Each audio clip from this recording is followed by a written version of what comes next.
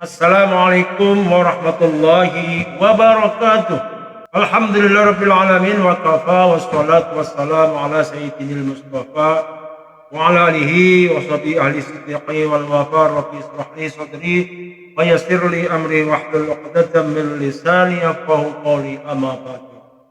Para pemirsa yang dirahmati Allah Subhanahu wa taala, yang kata yang indah kita ucapkan pada malam hari ini kecuali kita bersyukur kepada Allah yang Maha Ghafur atas segala kurnia nikmat-nikmat yang itu agung, yang tak bisa dihitung, yang tak terukur, sehingga bila kita pandai bersyukur, insya Allah hidup kita akan subur, makmur sepanjang umur. Amin, amin, ya rabbal alamin.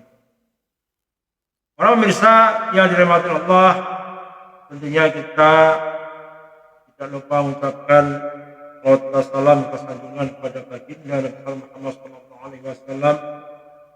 Mudah-mudahan segala upaya kita mensuri teladan beliau dengan menjalankan sunnah-sunnah beliau, mudah-mudahan kita diakui sebagai umatnya, dan mudah-mudahan juga kita mendapatkan syafaat yaumil qiyamah. Amin, amin, ya rabbal. Para pemirsa yang dirahmati Allah Subhanahu wa taala, tentunya untuk beberapa bulan yang lalu, tahun 2025, sekarang sudah menginjak tahun 2026. 2005 menyisakan suatu keprihatinan kita bahwasanya saudara-saudara kita yang ada di Sumatera, Aceh, dan umumnya untuk dan di tempat-tempat yang lain, bahwasanya telah Allah berikan ujian cobaan, yaitu berupa musibah banjir, bahkan bukan air tapi banjir campur lumpur. Saya mengucapkan ikut prihatin, dan mudah-mudahan saudara kita yang ada Sumatera, mudah-mudahan Allah berikan kesabaran, ketabahan selama mendapat ujian. Tentunya ini sebuah ibrah kita bersama-sama, bahwasanya dengan kegiatan atau kejadian adanya banjir dan tentunya musibah yang dialami kita, tentunya sangat mengganggu aktivitas kegiatan kita sehari-hari. Tentunya kita bisa melihat di media massa begitu dahsyatnya banjir yang meluluh lantahkan perumahan, meluluh lantahkan sendi-sendi kehidupan. Tentunya kita bagi warga masyarakat yang ada di perkotaan, yang banjir air saja sudah mengeluh dan mengganggu aktivitas kita, namun saudara kita yang terjadi adalah bencana banjir longsor, sehingga air bercampur lumpur menyapu daratan saudara kita yang ada di Sumatera. Tentunya hal semua itu tidak terjadi, tidak disangka-sangka. Kita tidak bisa memprediksi sebelumnya. Itulah yang namanya bencana.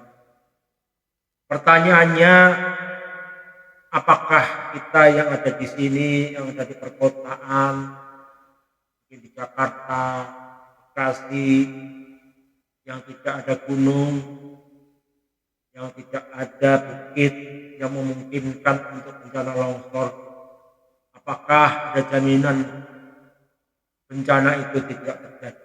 Tentunya tidak. Bencana ada beberapa macam,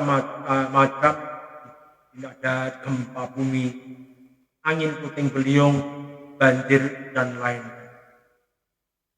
Allah Subhanahu wa taala sebenarnya yang telah menciptakan alam semesta dalam keadaan keseimbangan atau mizan. Dan Rasulullah SAW sosok yang sangat mencintai lingkungan dan mengajarkan kita untuk menyayangi bumi ini. Mungkin salah satu sebab terjadinya bencana tentunya yaitu alam yang sudah mulai tidak bersahabat.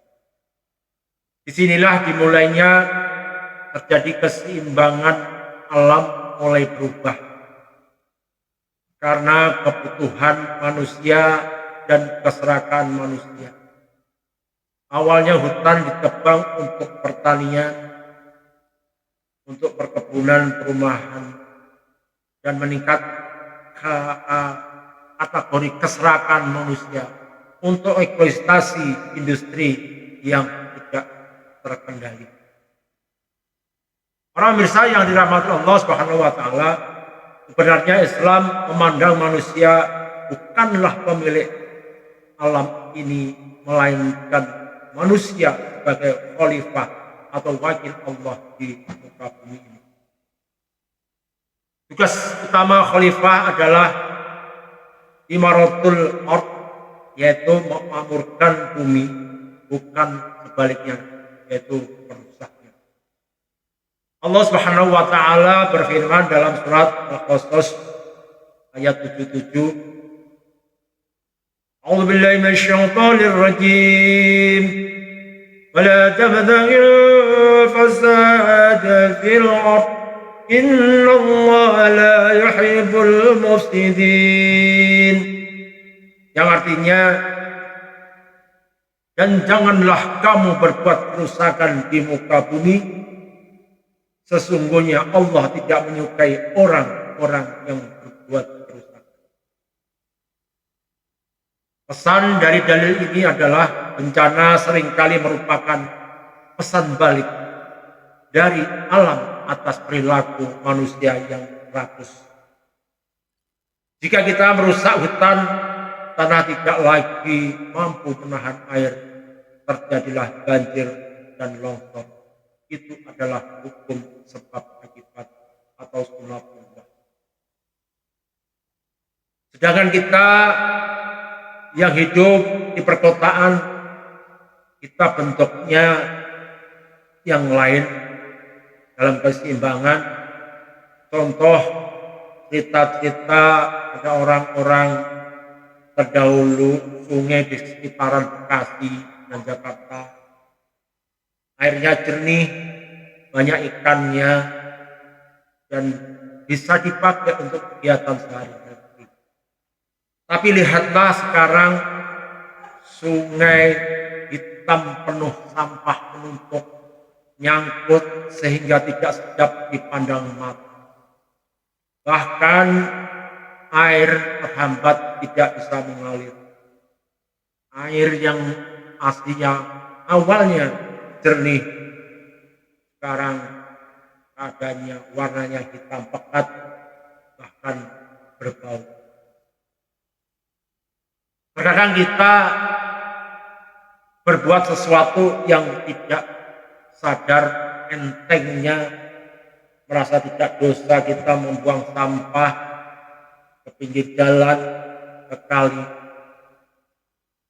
Dipandangnya cuma sedikit, tapi dilakukan setiap hari. Kita membuang sampah asal saja di pinggir jalan, membuang langsung ke kali, membuang masalah, tapi membuat masalah yang baru, menempatkan masalah kepada tempat yang lain. Masalah baru ujung-ujungnya adalah merusak lingkungan. Para pemirsa yang dirahmati Allah Subhanahu wa taala, disinilah kita sebagai khalifah harusnya berperan menjaga alam ini bisa terus penuh dalam keseimbangan. Dengan cara melestarikan lingkungan, yaitu salah satunya cara mencegah bencana banjir dan kekeringan di wilayah, mungkin kalau di pegunungan menjaga pepohonan, merawat dan melestarikan. Rasulullah SAW memberikan motivasi luar biasa dalam sebuah hadis. In qadamis sa'atu abati ahadukum fasilah wa in istata'u illam taqum hatta yaghrasa wal yaghrasa, yang artinya sekiranya hari kiamat hendak terjadi sedangkan di tangan salah seorang di antara kalian ada bibit pohon, maka apabila ia mampu menanamnya sebelum kiamat terjadi, hendaklah ia menanamnya. Hadis riwayat Islam sangat menekankan yang disebut mitigasi atau meminimalkan bencana melalui penghijauan, menanam pohon, bukan hanya hobi, tapi ibadah yang berpahala. Pahalanya terus mengalir bagikan sedekah jariah. Bagi kita yang hidup di perkotaan, mungkin dengan cara yang lain menjaga sungai kita, minimal kita bisa bahu-membahu, tidak membuang sampah sekali, menjaga pohon tetap hidup di sekitaran kita semampu lahan kita. Dan juga jangan kita membuang sampah asal di pinggir jalan, lama-lama menjadi penumpuk. Bencana juga bisa Allah turunkan karena makmurnya kemaksiatan. Bencana sering terjadi ketika kemaksiatan merajalela dan manusia tidak lagi peduli pada sesama atau zalim. Allah Subhanahu wa taala mengingatkan bahwa jika sebuah masyarakat beriman dan bertakwa, itu berkah akan dibuka.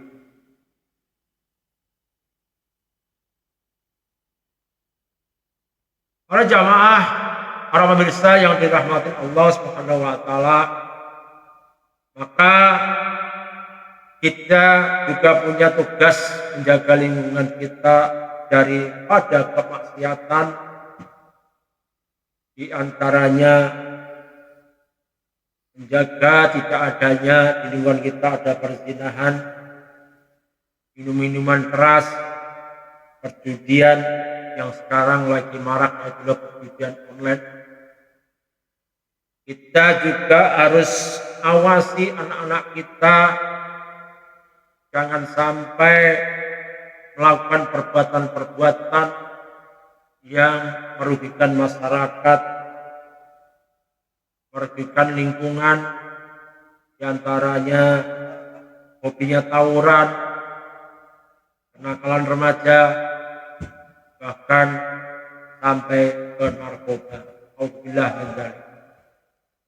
Sehingga ketakwaan kolektif masyarakat yang rajin sholat, jujur, tidak berbuat maksiat adalah benteng dari bala bencana. Islam tidak mengajarkan kepasrahan buta. Kita harus bersiap diri sebelum bencana datang. Rasulullah pernah menegur seseorang yang tidak mengikat untanya dengan alasan tawakal. Ikatlah untamu, setelah itu bertakwalah. Hadis riwayat Tirmidzi. Dalam konteks bencana, ikatlah untamu berarti kita harus bisa membangun bangunan yang tahan gempa untuk mengantisipasi gempa bumi, melakukan berbagai inovasi Kemudian bisa juga membuat saluran air yang benar dan menyiapkan siaga bencana. Jika bencana tetap terjadi meskipun kita sudah berusaha, Islam mengajarkan kalimat istirja dan doa khusus agar musibah tersebut diganti dengan yang lebih baik. Innallaha wa inna ilaihi raji'un. Sesungguhnya kami milik Allah dan kepadanya kami kembali. Ya Allah, berikan pahala atas musibahku ini dan gantilah dengan yang lebih baik. Hadis riwayat Muslim. Kurang lebihnya saya mohon maaf. Wallahul muwaffiq ila aqwamit thoriq. Wassalamualaikum warahmatullahi wabarakatuh.